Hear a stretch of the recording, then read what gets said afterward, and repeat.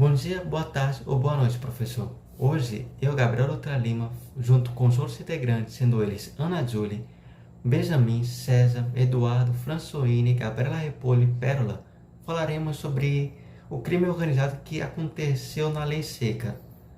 A Lei Seca, essa lei que proibia qualquer distribuição de mercadoria que tinha algum tipo de teor alcoólico. Essa lei que foi criada em 1919 pela 18ª emenda americana, mas só teve sua legalidade pela Lei Volstiers, que aconteceu em 1920.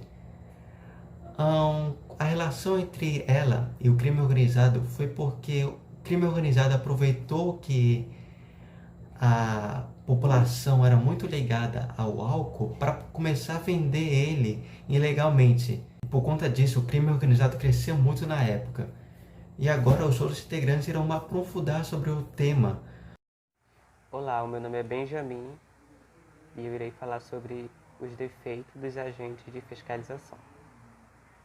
Ainda sobre a lei seca, é interessante falar que após a lei entrar em vigor, ela é completamente desprezada. E o governo, com a intenção de fazer com que seja uma lei efetiva, ele passa a fazer grandes investimentos em fiscalizações. E claro que esses investimentos eles não trarão os resultados que o governo espera, né? E tendo em vista que as organizações contrabandistas elas tinham um grande poder aquisitivo e fazia com que as forças policiais tivessem os serviços escusados, né? Não tivessem um serviço eficiente. E essas organizações elas compravam os agentes de fiscalização, que eram juízes ou delegados, né? Que eram realmente pessoas que poderiam causá-los algum prejuízo, poderiam realmente prendê-los, fazer com que a lei fosse cumprida.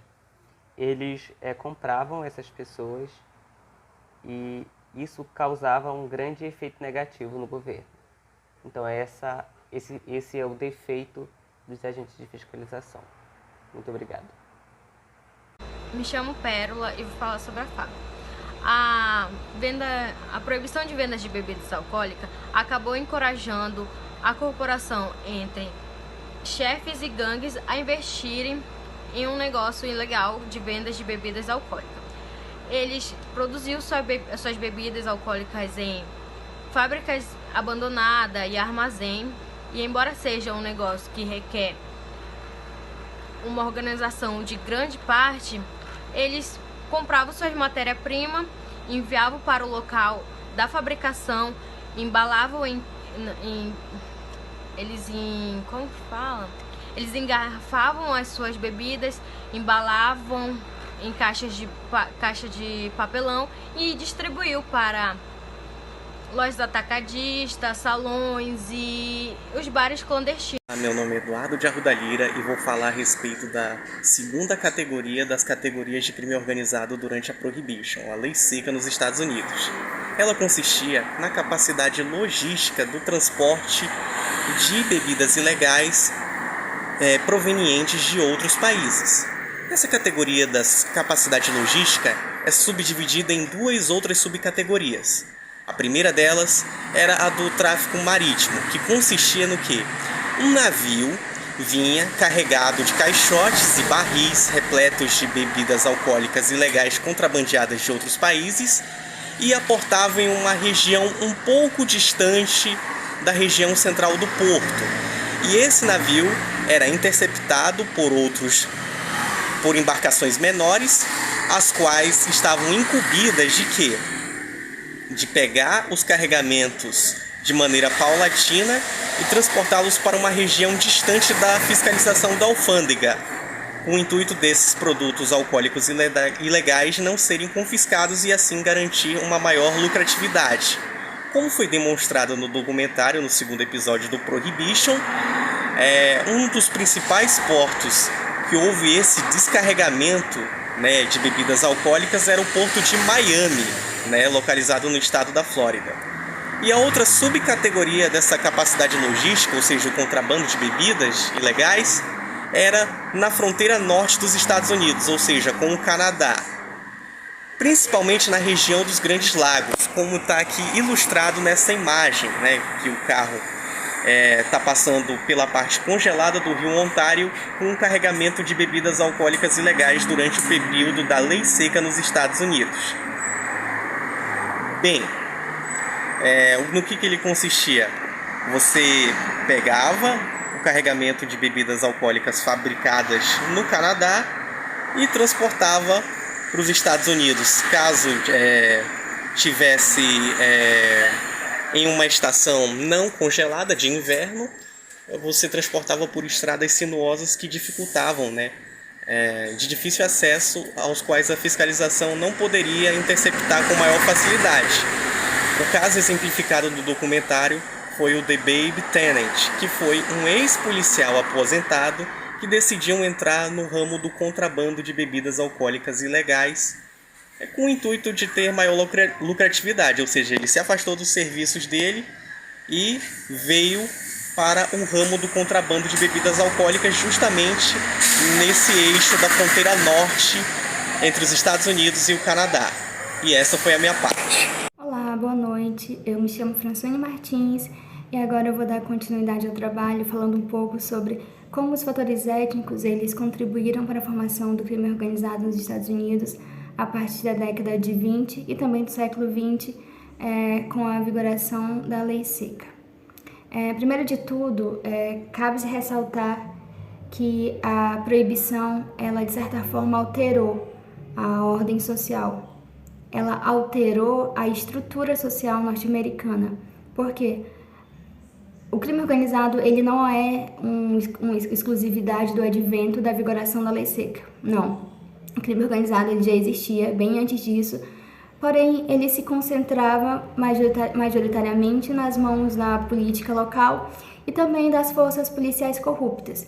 E a partir da vigoração da lei seca, grupos sociais antes vistos como minoritários, como por exemplo irlandeses, judeus, italianos, eles têm essa oportunidade de ascender socialmente através do contrabando ilegal de bebidas, através dessa brecha deixada pelo próprio governo norte-americano através da instauração e da vigoração da lei seca. Então, se antes você tinha o crime organizado nas mãos de pessoas exclusivas, de grupos sociais bem organizados e bem delimitados, agora a gente tem essa mudança social, onde os grupos étnicos minoritários eles podem, de certa forma, ascender economicamente e socialmente graças a essa brecha norte-americana dos próprios governantes. Esse comércio de contrabando ilegal de bebidas, para que ele fosse algo rentável, economicamente lucrável, era necessário uma organização social em larga escala, no sentido de que deveria pelo menos haver uma grande organização no sentido da matéria-prima, de caminhões, de galpões, de funcionários especializados na defesa, caso fossem pegos, de policiais corruptos. Então devia ter toda uma estrutura social já bem definida e deveria ter também toda uma classe de trabalhadores, de empresários por trás para favorecer toda essa estrutura de contrabando para que realmente fosse um negócio lucrativo. Então, antes, empresários que participavam da comercialização da bebida de maneira legal acabaram não entrando nesse esquema corrupto de contrabando através da proibição, e esses empresários que antes trabalhavam de forma legal acabaram deixando espaço para que outros grupos sociais, outros empresários, pessoas mal intencionadas pudessem entrar nesse esquema de corrupção, de contrabando ilegal de bebidas.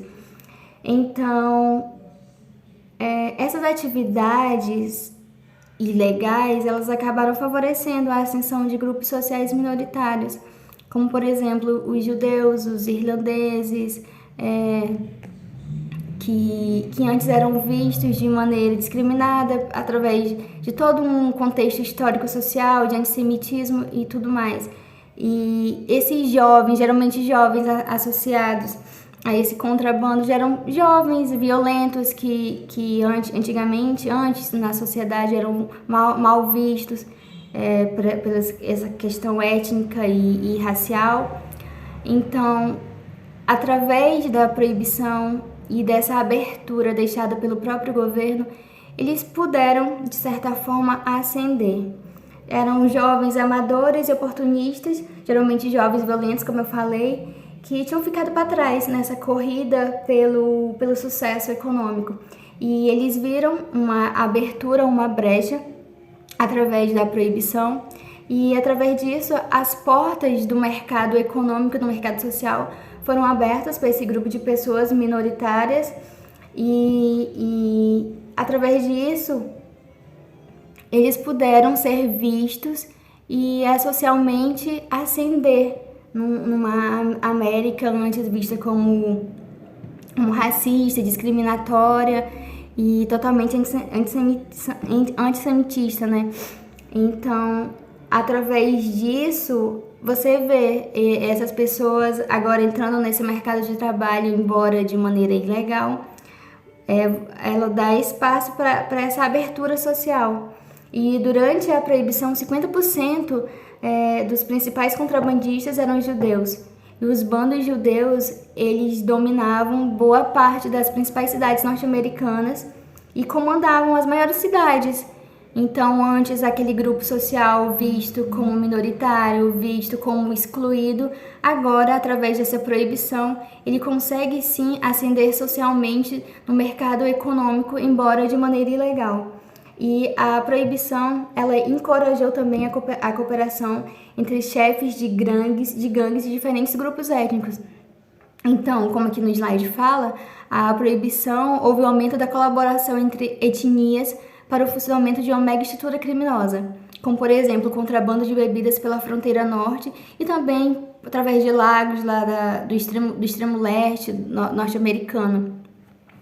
Então, de certa forma, contribuiu para que houvesse um espaço social ocupado por uma classe minoritária de pessoas, para que, de certa forma, elas pudessem ascender, pudessem ser vistas numa sociedade, embora, como eu já falei, de uma maneira não positiva, né, através de um contrabando ilegal. E através da década de 1929, a partir da Grande Depressão, esse mercado de contrabando ele cai majoritariamente na questão econômica, mas mesmo assim já tinha dado tempo para que essa classe social, esses judeus, esses irlandeses, esses italianos, eles pudessem ascender economicamente e juntar muito dinheiro, que posteriormente, através da proibição da lei seca nos Estados Unidos, através do governo voltar atrás contra essa lei, eles já tinham enricado, já tinham investido em novos setores da economia e até outro tipo de contrabando. Então, de certa forma, eles foram muito beneficiados durante esse período. E com a Grande Depressão, em 1929, o governo também ele percebe o seguinte, que ele estava perdendo dinheiro, porque a grande verdade é que, embora fosse uma lei que existisse no papel, na prática ela não existia, ela não vigorava. Então o governo percebeu que, como essa lei na teoria ela não estava sendo aplicada, ela não tinha uma aplicabilidade no contexto social, eles voltaram atrás e passaram a cobrar impostos novamente pela fabricação da bebida alcoólica e fez com que esse mercado de contrabando ele diminuísse drasticamente o seu comércio ilegal. Mas, como eu falei, esse grupo étnico que se favoreceu durante a vigoração da lei seca, ele teve tempo suficiente para se manter economicamente dentro de um mercado social, dentro de ganhar essa visibilidade social, e através disso ele já tinha enriquecido. E posteriormente ele já podia demandar da sociedade uma visibilidade bem maior. Por quê? Porque o tempo em que essa lei durou, ele conseguiu juntar dinheiro, conseguiu investir em outros setores e, de certa forma, isso favoreceu para que esses grupos sociais, antes vistos como minoria, agora, nesse contexto após 1929, com a Grande Depressão, pudesse se estabelecer economicamente dentro de uma sociedade. Então, você vê que a proibição ela traz consequências positivas e negativas dentro dessa sociedade. Aqui eu estou analisando apenas fatores étnicos no crime organizado e como ela contribuiu para que essas minorias étnicas se valessem dentro de uma sociedade e conseguissem ganhar condições econômicas de se manter posteriormente após ela. Essa é a minha parte, professor, espero que o senhor goste e até a próxima. Meu nome é Eduardo de Arruda Lira e vou apresentar o slide que vai falar a respeito da máfia italiana e a sua atuação nos Estados Unidos durante o período da Lei Seca no contrabando de álcool. Bem, isso faz parte do nosso assunto a respeito do crime organizado. Bem, da onde veio essa máfia? Essa máfia ela foi importada, da Itália, principalmente dos imigrantes vindos, obviamente, da região meridional da Itália, onde já havia prosperado uma certa forma de crime organizado na figura da Cosa Nostra, por exemplo, que é da Sicília, uma das regiões citadas aqui no nosso slide. E, por causa da falta de oportunidades e marginalização cultural de um Estados Unidos que estava tendo uma tendência nativista e protestante, os italianos não tinham muitas oportunidades de ter uma relativa ascensão social dentro deste contexto, de constantes imigrações na época de 1920. Então, para ascender socialmente e economicamente, eles viram como alternativa a junção em corporações criminosas na figura da máfia e a lei seca, a proibição e a alta demanda por álcool durante esse período foi uma oportunidade de ouro também para a formação da máfia italiana.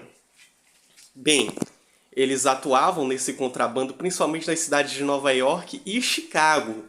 Chicago fica no estado do Illinois, que é um estado que fica perto do lago Michigan, que era uma região estratégica para o contrabando de álcool vindo do Canadá. E por isso essa cidade foi uma das mais escolhidas, mas a máfia italiana atuava praticamente em todo o território nacional, mas principalmente no meio oeste, Chicago e na cidade de Nova York. E um dos principais destaques foi a figura de Al Capone.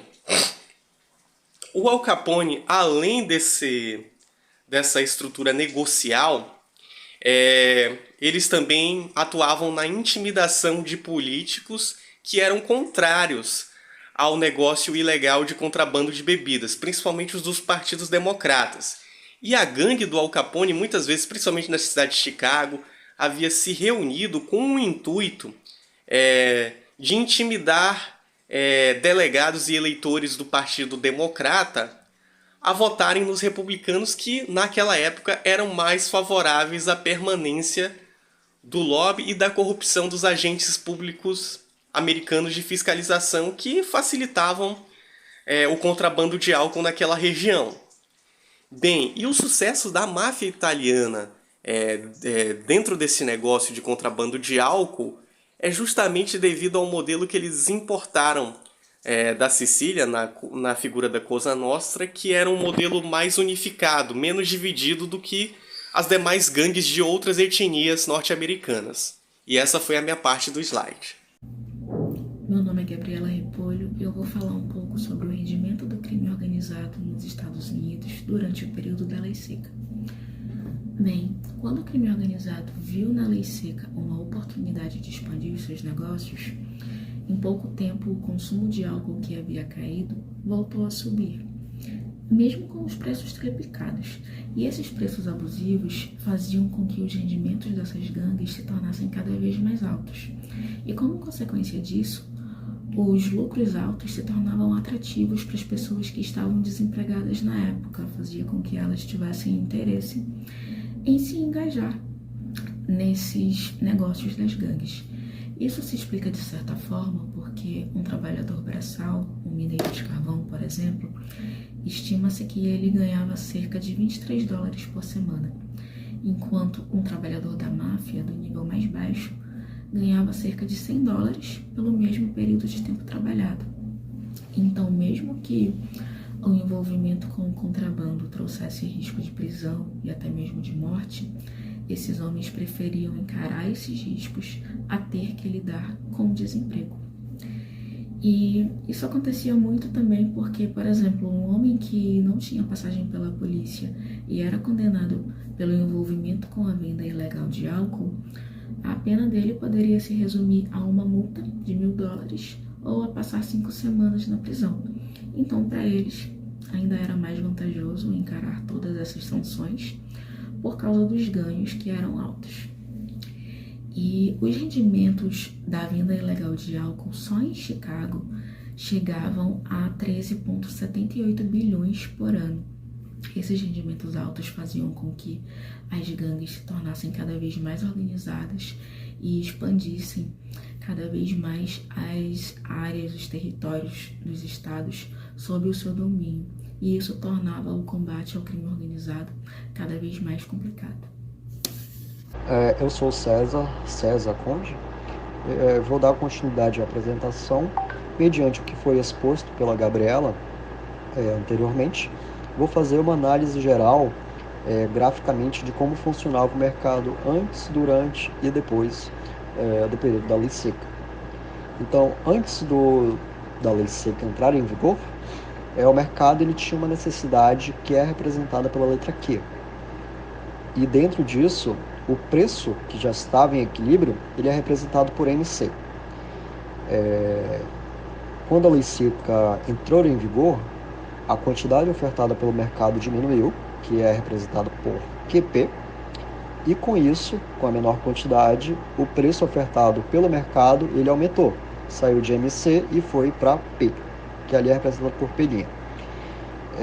Após isso, após a Lei Seca ser derrubada, e poder consumir novamente álcool, a quantidade ofertada pelo mercado aumentou novamente, sendo representado por QP', e o preço que antes tinha disparado, que estava em P', ele novamente entrou em equilíbrio em MC, o preço que estava quando a Lei Seca não tinha entrado em vigor. Com isso, a quantidade aumentou novamente e o preço se estabilizou.